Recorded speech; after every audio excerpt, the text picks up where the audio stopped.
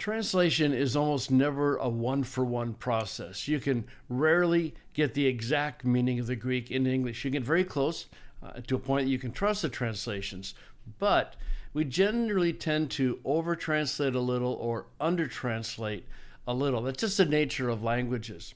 And one of the places that comes out is the issue of questions. Now, you remember from BBG that there's multiple ways to ask a question. You can just ask it, or you can put "ooh" in front of the question, which means that the speaker thinks the answer is yes, or you can put "may" in front of the question, in which case the speaker thinks the answer is going to be no. Okay, but with that as background, let's take a look at this verse. In 1 Corinthians 9:9, there's actually about 3 different issues going on. For in the law, Moses' law, it is written, "Do not muzzle the ox while treading out the grain." Okay, so the historical setting is that they were concerned that the ox should receive some benefit from their work, meaning they could eat some of the grain that had fallen on the ground. Okay, but then Paul adds, and the point is that he wants to make sure that people know this applies to us and not just to oxen. And he says, "Not of oxen is concerned to God." Okay, now there's several things here. So the first thing is melee. It's an interesting word. You'll notice in BDAG it says with the dative of the person. So the person to whom it is a concern is put into the dative case. That's why totheo is dative. So it's a concern to God. It's God is concerned. So that's one thing. May tells you that the expected answer is no. And that rarely gets into translations just in general. But it's interesting how the different ones do it here. I said, "It is not for oxen that God is concerned, is it?" And the idea was the expected answer should be no, not really clear. The NRSV says, "Is it for oxen that God is concerned?" In other words, they don't translate the may, they leave it open-ended.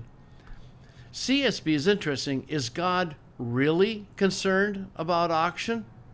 This is their way of trying to handle the may, I think. Then NLT says, was God thinking only about oxen when he said this? So it's hard to get the may into the translation. But here's the third issue. If you just go word for word, it says the exact opposite of what Paul means. If you say something like, "It is not a concern to God about the oxen, is it?" It's telling you the answer is no. No, God's not concerned about the oxen. Well, that's actually not true. Otherwise, he wouldn't have put the law in the Old Testament. He is concerned about the oxen. The idea is, no, he's not concerned only about the oxen. And that's why the NLT says only about oxen. CSB, really concerned about oxen, is bringing in some of that uncertainty. The problem is down in verse 10.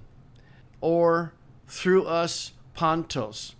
Entirely, really, actually, the NLT.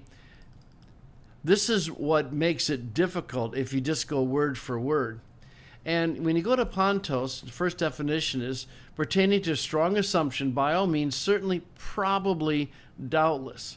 In other words, Paul sees at least the primary emphasis of this verse has to do with the Christian worker and not with oxen. And that's where BDAG puts our particular verse. So Paul is speaking in a way to drive a point home, but I think you have to be careful at implying that God has no concern for oxen, because he does. So entirely, I went with, is probably not the best word, something more like really or actually, the NLT.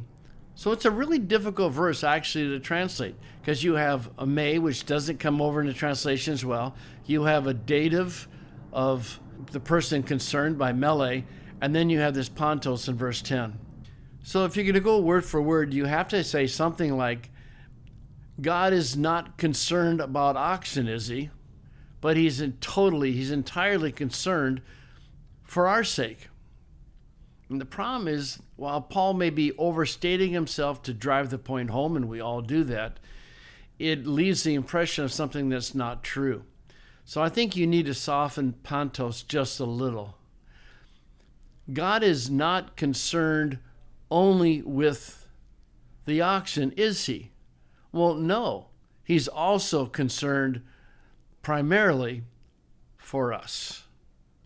The application for the verse obviously is quite simple, that while God is concerned about all of his creation, he's primarily concerned about you and me, and he writes these verses to give us guidance for how we should live. And in this case, it means the Christian worker is deserving of his or her wages.